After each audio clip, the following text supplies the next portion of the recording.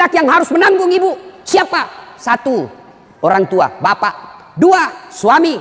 3, anak laki-laki. 4, saudara laki-laki. Ini 4 yang bertanggung jawab terhadap ibu. Kenapa itu perempuan dia pakai jilbab? Ditanya suaminya, ditanya bapaknya, ditanya anak laki-lakinya, ditanya saudara laki-lakinya. Ternyata ini 4 laki-laki yang tidak beres, maka ibu bebas tugas. Itu enaknya jadi perempuan Islam. Beda kami laki-laki. Biar kami sholat, ketua majelis ulama, hafal Quran, istrinya tidak pakai jilbab, istrinya tukang gosip, istrinya tidak puasa, istrinya tidak nutup aurat, istrinya tidak sholat. Demi Allah, ku ampusakum wa ahliku. Suamimu, kau masuk neraka sama istrimu. Ditanggung ibu dunia sampai akhirat. Suamiku tukang selingkuh, Ustaz. Suamiku pemabuk, suamiku tukang tipu, suamiku koruptor. Tidak ada hubungan, dia yang tanggung dosanya. Ibu kalau baik agamanya, tadkhulul jannati bisalam. Kata Nabi, ini 7 pintu surga. Ibu pilih mana yang ibu mau masuki. Tidak ada urusan dengan suamimu. Itu enaknya. Jadi ibu jangan suka ngomel-ngomel. Kenapa bisa, Ustaz? Karena kami ini suami yang nanggung ibu dunia akhirat. Ibu kira enak jadi suami? Dipikir bagaimana supaya kita bisa beli mobil, ibu bisa tidak kena matahari jalan. Kami pikir suami bagaimana supaya ibu bisa pakai baju baru tiap bulan supaya saudaramu tidak menghina kamu. Dipikir bagaimana supaya suami istri saya pakai emas, berlian supaya tetangganya tidak menghina dia. Itu dipikir semua oleh suaminya.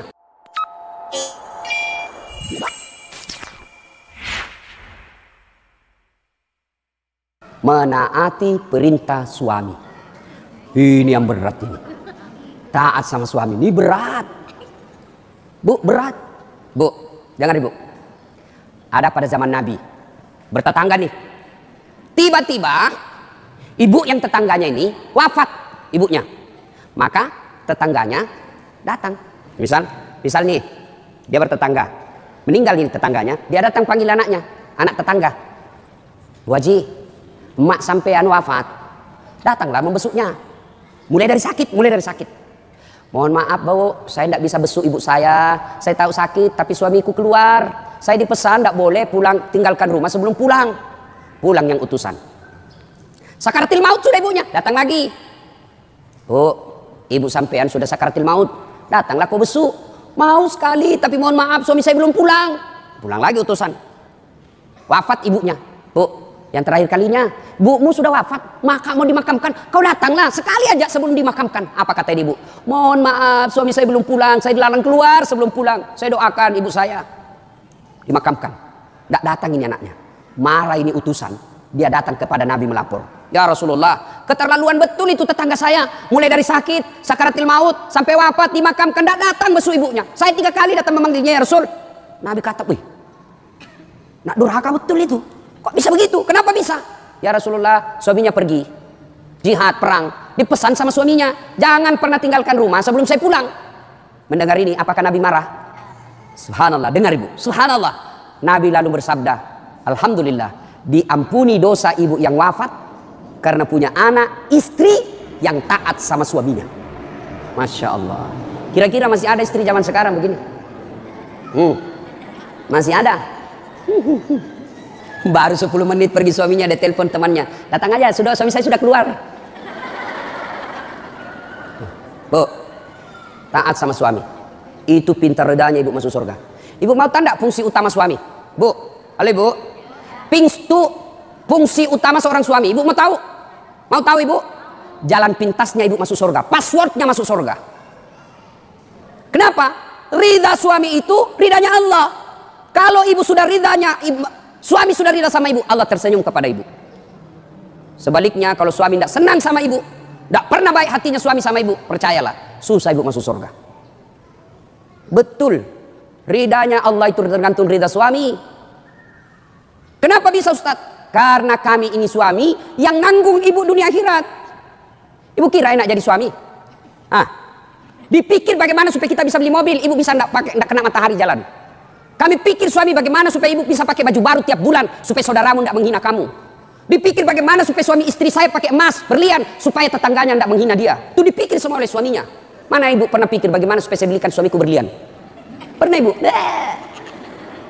Ayo, bukan cuma di dunia, di akhirat pun ibu ditanggung oleh suami. Beruntunglah wanita Islam. Wanita Islam itu sebelum diperiksa semua amal-amalnya, sebelum diperiksa puasanya, diperiksa hajinya, ada 4 laki-laki yang harus menanggung dia. 4 laki-laki yang harus menanggung ibu. Siapa? 1, orang tua, bapak. 2, suami. 3, 3 anak laki-laki, 4 saudara laki-laki. Ini 4 yang bertanggung jawab terhadap ibu. Kenapa itu perempuan dia pakai jilbab? Ditanya suaminya, ditanya bapaknya, ditanya anak laki-lakinya, ditanya saudara laki-lakinya. Ternyata ini 4 laki-laki yang tidak beres, maka ibu bebas tugas. Itu enaknya jadi perempuan Islam. Beda kami laki-laki. Biar kami sholat, ketua majelis ulama, hafal Quran, istrinya tidak pakai jilbab, istrinya tukang gosip, istrinya tidak puasa, istrinya tidak nutup aurat, istrinya tidak sholat. Demi Allah, ku ampusakum wa ahliku. Suamimu, kau masuk neraka sama istrimu. Ditanggung ibu dunia sampai akhirat. Suamiku tukang selingkuh, Ustaz. Suamiku pemabuk, suamiku tukang tipu, suamiku koruptor. Tidak ada hubungan, dia yang tanggung dosanya. Ibu kalau baik agamanya, tadkhulul jannati bisalam. Kata Nabi, ini 7 pintu surga. Ibu pilih mana yang ibu mau masuki. Tidak ada urusan dengan suamimu. Itu enaknya. Jadi ibu jangan suka ngomel-ngomel. Beruntunglah ibu menjadi wanita Islam. Supaya sekali ngeluh, suami saya anu Ustaz. Ini lebih parah lagi, dia curhat di Facebook. Ada juga ibu-ibu sekarang suka sekali ungkap aib suaminya di medsos. Di mana di kau? Tak kusangka kau begitu. Kesepian banget, Pret. Apa yang begini? Ya, ibu taat perintah suami. Paspornya ibu masuk surga, beda suami. Tapi kalau ibu durhaka sama suami, susah. Perempuan sekarang kan banyak tidak hormat sama suaminya. Ketika Nabi Isra Mi'raj kan diperlihatkan. Masuk Nabi surga, Masya Allah banyak betul penghuni perempuan. Begitu Nabi masuk neraka, nauzubillah min dzalik, lebih banyak lagi perempuan di neraka. Lalu ditanya Nabi sama sahabat, kenapa bisa begitu ya Rasul? Ada 2 kelemahan perempuan. 1, tidak bisa tahan mulutnya cerita kejelekan orang. Yang kedua, dia tidak taat dan tidak mensyukuri suaminya. Itu sebabnya. Kalau ibu pandai mengendalikan mulut tidak cerita orang, yang kedua taat sama suami, gampang ibu masuk surga. Cuman kita kan ini penyakit kita. Datang begini masih gosip tuh. Damai tapi gersang. Apa? Apa sih? Enggak, gue bertanya dong. Saya pun digosip. Begitu saya lewat, itu juga bajunya waktu di TV One. Ada urusan. Palsu. Aku tahu. Hitam tuh di gelangnya. Palsu. Palsu lipstiknya. Kenapa kau tahu? Tuh melengket di giginya. Semua dia habis dosanya. Ibu, 1, sholat. 2, puasa. 3, taati suami. 4, jaga harga diri. Jaga harga diri. Bagaimana menjaga harga diri seorang perempuan? Bermula dari pakaian. Ibu-ibu jangan lagi pakai jilbab-jilbab apa itu. Untung sekarang kan ada istilah jilbab syar'i. Dulu kan ada ibu-ibu pakai jilbab tapi ketat. Celananya ketat, bajunya ketat. Akhirnya apa? Jalan seperti orang di kampungku bilang buras. Tahu buras ibu? Hah? Lontong. Lontong, coba lontong kalau dibuka kan masih ada kentara itu anunya, bekas-bekas ikatannya. Bu, wanita soleha, istri yang baik, pakaiannya tidak seperti itu. Salah satu menjaga harga diri, tidak pernah keluar tanpa izin suaminya. Kan biasa ibu-ibu keberatan, kok suami lagi? Tapi ingat ibu, ridanya anak ada sama ibu. Allah itu maha adil. Bu mau masuk surga, bakti sama suami. Suami mau masuk surga, bakti sama ibu. Itu putar aja. Jangan lagi ada yang cemburu. Ustaz, saya seru sama mertua saya. Kenapa ya suami saya perhatian betul sama mamanya? Sudah punya anak yang lain. Kok suami saya terus dibebani, beli ini, minta sama suami? Saya bilang, bu sadar dong bu. Bersyukur suamimu begitu. Mudah-mudahan nanti anakmu pun sudah menikah dengan wanita lain. Dia masih memperlakukan kau seperti ibunya sekarang. Jangan malah sentimen. Suami saya begini, suami saya begini. Ibu berapa tahun sama suami? Baru 25 tahun. Itu ibunya dari perutnya. Saya heran kalau ada perempuan cemburu sama mertuanya. Tidak sadar. Gimana nanti kalau ibu punya mantu yang juga kurang ajar? Mau? Maka saya bilang sama istri saya, boleh kau maki-maki saya, boleh kau hina saya, boleh kau lempar kepalaku, yang penting tidak kena. Satu yang tidak boleh, jangan kau lukai perasaan ibu saya. Begitu ibu saya luka perasaannya, kau pembuat sial, keluar kau dari rumah. Tidak ada toleransi. Begitu mestinya kita jadi istri. Kalau ibu-ibu masih susah hidupnya, koreksi aja deh, barangkali durhaka sama mertua.